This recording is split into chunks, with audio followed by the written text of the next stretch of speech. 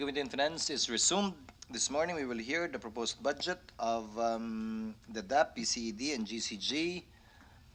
Initially, we will hear the proposed budget of the DAP, Development Academy of the Philippines, for 2015. Chair would like to welcome the DAP family and would like to recognize Ms. Mendoza, Vice President, Senior Vice President of the DAP, for her presentation. Whoever will make the presentation. Good morning, ma'am, and you may proceed. Good morning, Your Honor. With the permission of the Honorable Senator, may I, as officer in charge of the Development Academy, be allowed to make this presentation for and on behalf of the DAP President, Antonio Calo Jr., who is on official trip abroad in connection with President Aquino's official visit to Europe. As you know, the DAP has signed a partnership agreement with its counterpart institution, the École Nationale d'Administration in France, as part of the deliverables of the President's official visit. And while in Europe, similar partnerships are being explored by the DAP President with counterpart research and training institution. We are here this morning not to defend the corporate operating budget of the DAP, which it generates by itself, but we are presenting the budget for the 3 national government programs that the Philippine government has mandated the Academy to implement. As you know, in 2015 National Expenditure Program, Section 3 under Special Provision provides a subsidy of 160,650,000 to the DAP to be used exclusively for the 3 programs. The first one is the National Government Career Executive Service Program. Second is on the harmonization of the national government performance monitoring, information, and reporting systems. And third is support for the programs and projects of the Productivity and Development Center. The DAP was created on June 7, 1973 by PD 205, which provided its charter. PD 1061 amended this charter by adding the Land Bank of the Philippines to its board, and EO 288 under the Freedom Constitution changed the entire composition of the DAP Board of Trustees. Whereas before, the DAP Board of Trustees was predominantly composed of the heads of government financial institutions, the present board is now composed of cabinet and sub-cabinet level members. The DAP is a training, education, research, and consultancy institution of the Philippine government attached to the Office of the President of the Republic of the Philippines. On the screen, you would see the roles, mandates, and services of the DAP. Basically, we generate innovative and workable ideas on the development, good governance, and productivity through policy and action-oriented researches. Our main mission is to build individual and institutional capacities of development actors through training and education. We streamline and integrate processes and systems and also forges working partnerships among stakeholders through consultancy services and technical assistance. As a self-supporting GOCC, the DAP has no regular budget. We generate our own revenues from project contracts in doing our core business of research, training, education, and consultancy, the use of DAP facilities, interest income from endowment fund and retained earnings, as well as grants and donations. The 3 programs we are defending today represent only 26% of the entire corporate revenue budget, which the Academy is raising itself from program and project contracts with its clients in government, the private sector, and international organizations, as well as the use of its office, conference, and training facilities. The PMDP or the NGCSDP is only 21%. The support to the DAP PDC, the Philippine government's commitment to the APO is only 2%, and the Interagency Task Force on Harmonization is around 3% of the budget. These 3 programs are national government programs which the Philippine government has mandated the DAP to implement. May I now brief you on the first program, the Public Management Development Program. This is a proposed budget of 130.6 million. You would see on the screen the members of the steering committee of the PMDP. Next slide, please. So the chairman of our steering committee is the NEDA. Members are the TBM, the Career Executive Service Board, the Civil Service Commission, and the Department of Finance. The President's social contract, the Philippine Development Plan, and the Cabinet cluster commitments all highlight the need for a purposive program based and integrated professional development plan for career executives who have the integrity, the motivation, and competence to perform and serve for the public good. Taking cognizance of the DAP's mandate under PD 336 to prepare, initiate, and continue to implement a Career Executive Service Development Program for the Career Executive Service, the Senate introduced in the GAA 2011 a special provision which states that the DAP, in consultation with the CSC and the CSB, shall develop and implement training programs for government officials and executives. This was realized only when the program was funded by GAA 2012, 2013, and 2014.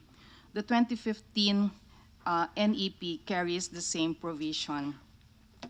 This slide shows the target participants of the program. Track 1 is for the senior executive class. These are government officials occupying CESO positions who do not have yet the CES eligibility nor the CESO rank. Track 2 is for middle managers class, which targets the high-performing and high-potential middle managers in the second level who could become future CESOs or government executives in the third level. The PMDP aims to enable the participants to appreciate their vital role in the development process, develop their competencies, foster a strong bonding and kinship among them, deepen the bench for succession, and enhance the image of government as an institution imbued with integrity and professionalism. In the screen, you would also see the learning areas of the program on governance and development, strategic public management, as well as personal efficacy and leadership. The PMDP has more than 50 distinguished men and women from the academe and the private sector and government as its faculty members. Okay, next slide, please. So to date, the PMDP has a total of 334 scholars covering actually 9 runs, and we are opening the last batch in the fourth quarter. And this has benefited 23 national government agencies. In 2013, we graduated 2 senior executive classes, and as well as 4 middle managers classes graduation also, and opening of the program. And in the next slide, you would see that early this year, we had another graduation also opening of 3 more sessions.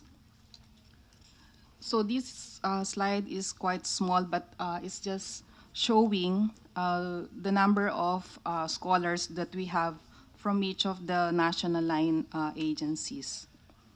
So for 2015, we are targeting to run 4 classes with a total of 140 scholars. That includes 1 senior executive class and 3 batches of middle managers classes. Now, let me now present the next national government program, which the DAP was mandated to implement. And this is on the harmonization of the national government performance, monitoring, information, and reporting systems with a proposed budget of 19.6 million. This program is actually a mandate which supports sub-outcome 2.2 of the Good Governance and Anti-Corruption Action Plan under the Philippine Development Plan, which seeks to improve the performance management system and monitoring in government. In 2011, President Aquino issued Administrative Order Number 25, creating an interagency task force to harmonize the national government performance monitoring and information system in line with the administration's thrust to raise transparency and accountability in governance. The task force is chaired by the DBM, co-chaired by the Office of the Executive Secretary, with members consisting of the DOF, the NEDA, PMS, CSC, CS Board, COA, Ombudsman, GCG, CHED, and the National Competitiveness Council. The DAP is serving as the Secretariat and Technical Resource Institution of the task force. AO25 seeks to rationalize, harmonize, simplify, integrate the various performance systems in the government and establish a unified and integrated results-based performance management system, or what we call the RBPMS. The RBPMS is also provided to be used as basis for determining the entitlement to performance-based allowances, incentives, or compensation of government personnel. To date, the task force has produced two major outputs to strengthen this performance management system and focus government offices in the delivery of citizen-centric services. The first one is the RBPMS framework, which integrates the performance management systems in government and tightens the link between societal, sectoral, down to organizational and individual goals using the results identified in the PDP, the 5 KRAs under the social contract, and the OPIF as the framework. The second one is the performance-based incentive system, which rationalizes the incentive systems and linking the bonus of government employees with performance. And this was covered by EO number 80, issued by the President on July 20, 2012, which directs the adoption of the PBIS for government employees. The RBPMS is being implemented in phases. The budget for 2015 is for the institutionalization of the program. 2012 was actually putting in place the preconditions for this program, that is setting and agreeing on a clear and reasonable performance indicators and targets with the departments. 2013 is the harmonization phase. 2014 is the alignment of the department targets down to its smallest operational units, in addition to tightening the good governance conditions. And 2015 is the institutionalization of the PBB, which is hope that the system is fully developed such that there is full alignment of the department targets down to individual targets of the agencies. In 2012, the participation rate to the PBB was around 96%, and in 2013, participation rate is around 98% or 189 out of 192 national agencies. And in terms of qualifying for the PBB, in 2012, 77% of these national agencies became eligible to the bonus. And in 2013, based on our records as of August 31, 2014, 81% of the agencies qualified to the performance bonus. One accomplishment also of the task force is in terms of the good governance conditions. And you would see on the screen the average compliance rate as to the transparency seal. This increased from 87% to 89% from 2012 to 2013. For PhilJEP's posting, we have compliance rate from 79% in 2012 to 90% in 2013. For the report on the aging of cash advances, this increased from 91% in 2012 to 97% in 2013. For the SAL and submission, compliance rate is 96%, and for the Citizens Charter, compliance rate is from 94% in 2012 to 96% in 2013. So the next slide just summarizes the budget for this secretariat support to the task force, which is around 19.65 million. The last program is on the support to the Productivity and Development Center with a program budget of around 10.4 million. This budget used to be part of the International Commitment Fund of the Department of Foreign Affairs. The DBM, however, separated the expenses of the ICF with the membership contribution, remaining with the DFA, which is remitted to the APO, while the program component was given directly to the DAP as the implementing agency.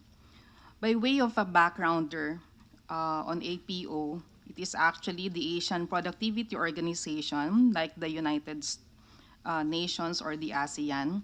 It is an regional intergovernmental organization of 20 Asian countries, established by an international convention in Manila in 1961. The mission is to promote the socio-economic development of Asia and the Pacific through enhancement of productivity and quality improvement.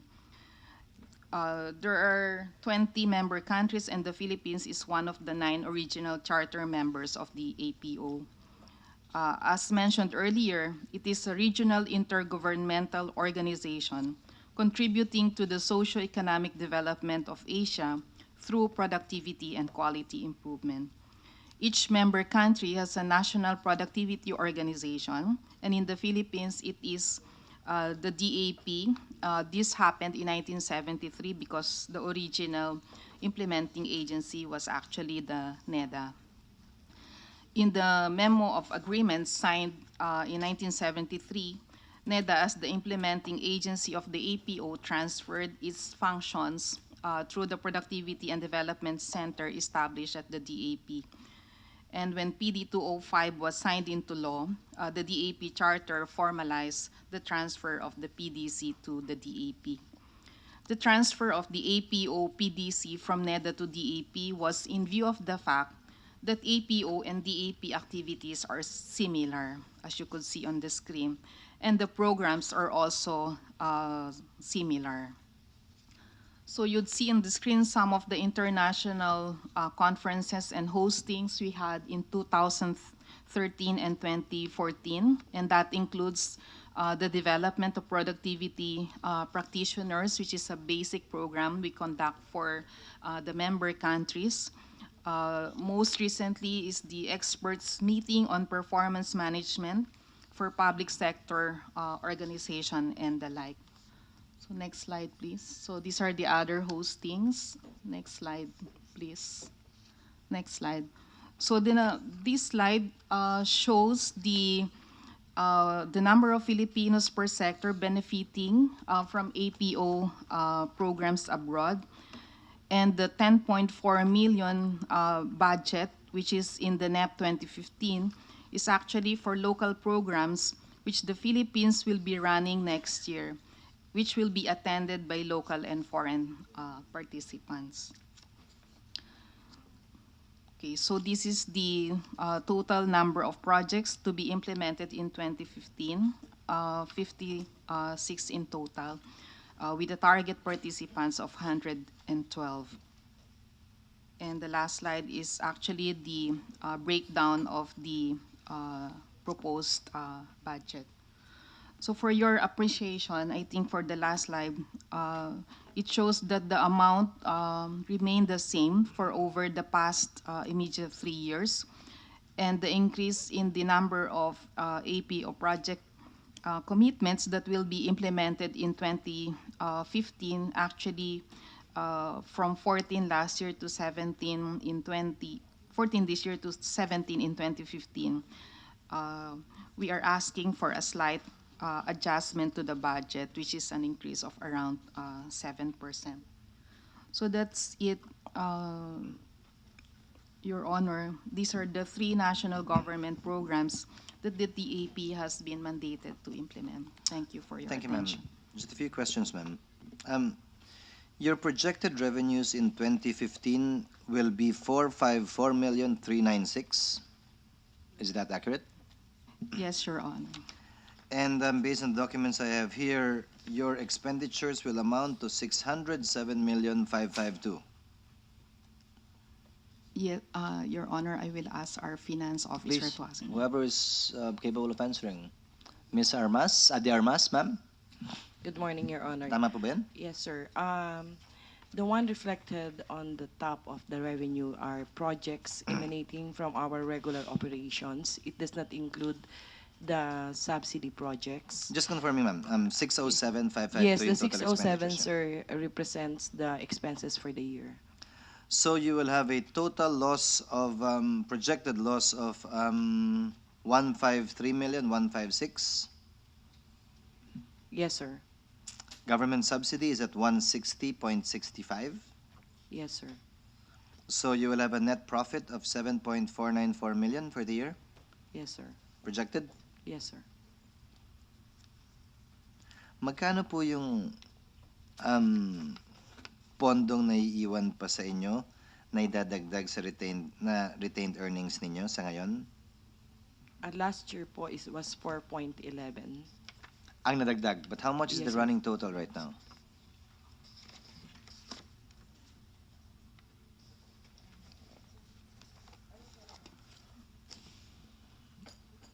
I have here total assets of 649,744,644 million.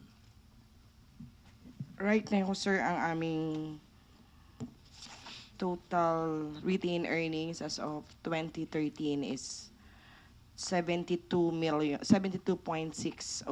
million, sir. Of which yung sobra dito na 7 million idadagdag po doon? Next year po. Idadagdag po next year doon? Yes po. Now, a few more questions, ma'am. You mentioned 90% as of 2013 ang compliance sa PhilJeps. Does this include LGUs? Your Honor, the program is only for the national government. Unfortunately, it does not cover the local government units. Can you give us a list of the remaining 10% of national government agencies that have yet to comply with the PhilJeps?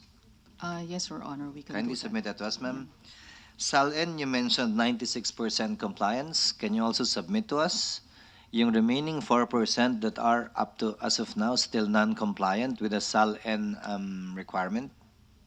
Yes, Your Honor. Actually, the condition there is submission of their SALN for fiscal year 2012. Yeah, so but we will give you the So may list. 10% na hindi pa nag-comply? Well, actually, in terms of being non-compliant po, kasi in the PBB, the requirement is for the agencies to submit their compliance or certificate of compliance that they submitted to the Civil Service Commission or the Ombudsman, the SALN of the officials and employees. So when they submit to us the certification, tine-check po namin kung nagmamatch dun sa total number of employees, yung total number of filing that they submitted. So pag yung hindi hindi po nagmamatch, nagmatch, yun yung 10%. yeah, yes, sir. Can you give us the list of those agencies, please? Yeah, we'll do that, sir. Offhand, can you name a few? Just a moment, sir. While they're looking at that, itong Citizens Charter, same submission, ma'am. Sino yung 2% na hindi pa nag-comply? Kindly submit that to us too. Sir, we will just submit po siguro yung complete list sa inyo, sir. Now, on RBPMS, so sa inyo nanggaling in part itong KRA, MFO at PI na nasa budget ngayon? Your Honor, the OPIF is actually the DBM's framework. This is the Organizational Performance Indicators Framework. And they use the MFOs or the major final outputs as the basis for the budgeting. And that is actually part of the DBM's standard. That did not come from the RBPMS program of the AP? What we did, sir, is to harmonize the existing budgeting system. So the performance indicators framework being used by the DBM is one of the frameworks that we harmonize as part of the RBPMS. The RBPMS covers also the results matrix of the NEDA and also at the individual level, the strategic performance management system for the employees. So which you is being collated it, used- ma'am? Yes, Your Honor. Now, pakibigay na rin po sa amin yung tatlong hindi pa compliant dun sa RBPMS nyo. You said 189 over 192.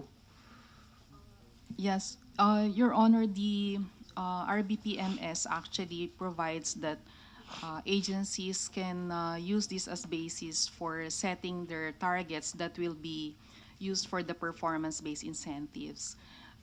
The Senate and the So kasama yung Supreme Senado sa Court tatlo.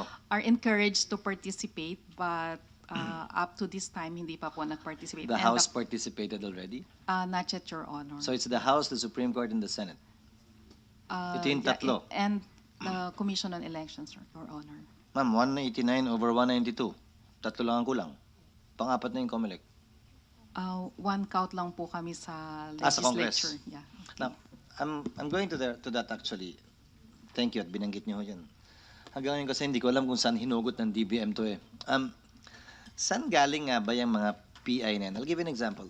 On the part of the Senate or the House, how can we say how many resolutions we will pass, how many laws we will pass in a year, how many investigations we will conduct? In fact, hinugot galing sa hangin yung ibang PI ng ibang agencies, and I don't even know where they got it from. I'll give you an example. One PI of DSWD is to start trainings and seminars within 5 minutes of the scheduled time. Fine, but how do we know that? How will we gauge that? How will we find that out?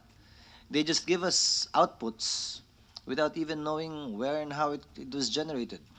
85% of participants in seminars will gauge it as satisfactory. How do they know that too? It'll be generated by them. What was your recommendations about that in relation to RBPMS? Your Honor, actually, the performance indicators were prepared as part of a discussion between the DBM and the agencies. I heard itang nasunod daw DBM, hindi yung agency. Nagreklamo nga yung mga agency. Anyways, ang point po kasi, sir, doon is what we're trying to do with the RBPMS is to improve the performance indicators being set by the agencies. The idea is to come up with indicators that covers the quality, quantity, and timeliness of the services, which are actually customer focused. What you see now, actually, this is part of the process, is that the agencies are still at the stage by which they measure the outputs, not yet the outcomes. So the target is really to shift the agencies from measuring the outputs or the quantities to the outcomes that matter to the citizens. So for example, yung sinabi niyo po na quality indicator na at least 85%, for example, in the case of the DSWD, Would rate it satisfactory. would rate it satisfactory. What we do po during the assessment is, of course, the DSWD has to make sure that they have a systematic process by which they measure the satisfaction of their customers. That's one. But for this year po, what the task force has done is to invite civil society or third-party monitors to validate po yung claims ng agency that, for example, if they claim na 85%, there will be a way by which our third-party monitors can find out That's that not is yet in legit. place. This is being put in place po for this cycle of the PBI. I'll give you another example, ma'am. Some enforcement agencies, that they will be able to detect 50 violations. Where did that come from? So, pag nag-comply lahat ng mga kumpanyang minomonitor nila, hindi sila naka-perform sa PI nila? Meaning, all of a sudden, bumait lahat. They follow the law. Di ba? I mean, natakot na. Kasi nag-stricto. So, pag hindi sila naka-detect ng ganong kadaming violations, they will not be compliant with their PI. I note and put on the record, some of you are smiling. Nakakatawa naman ho talaga eh. Again, I don't know where that came from. It's like encouraging them to actually find fault. Because if they don't, hindi sila makaka-comply sa PI at wala silang PBB. Isn't that a disincentive to actually perform their duties from the part of the consumers, the citizens who would be benefiting supposedly from their service. Please, ma'am.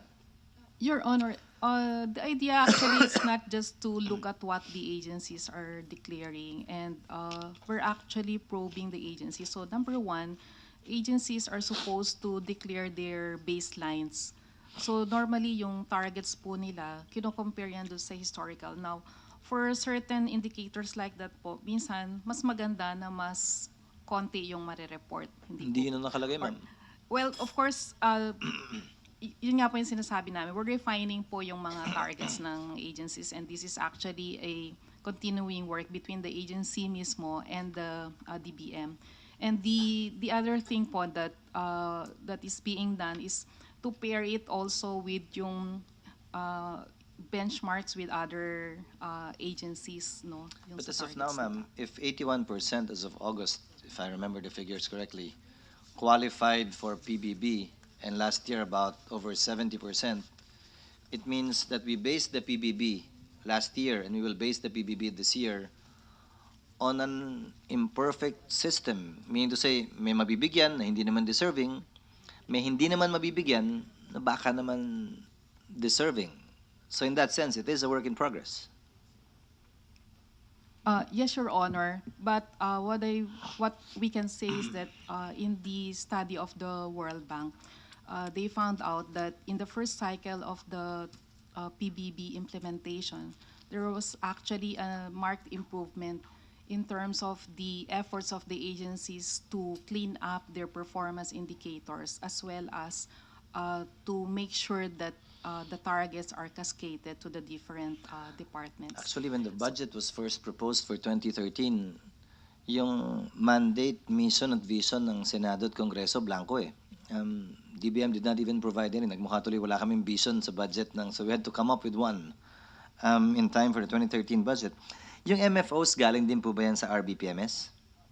Your Honor, yung MFOs po, galing po sa DBM. Yeah. But you But studied it too. You looked yes, into it. because we need to harmonize the existing frameworks. So we use the MFOs as one of the bases for setting the targets. But at the same time, the agencies have targets as far as the priority program commitments of the President are concerned.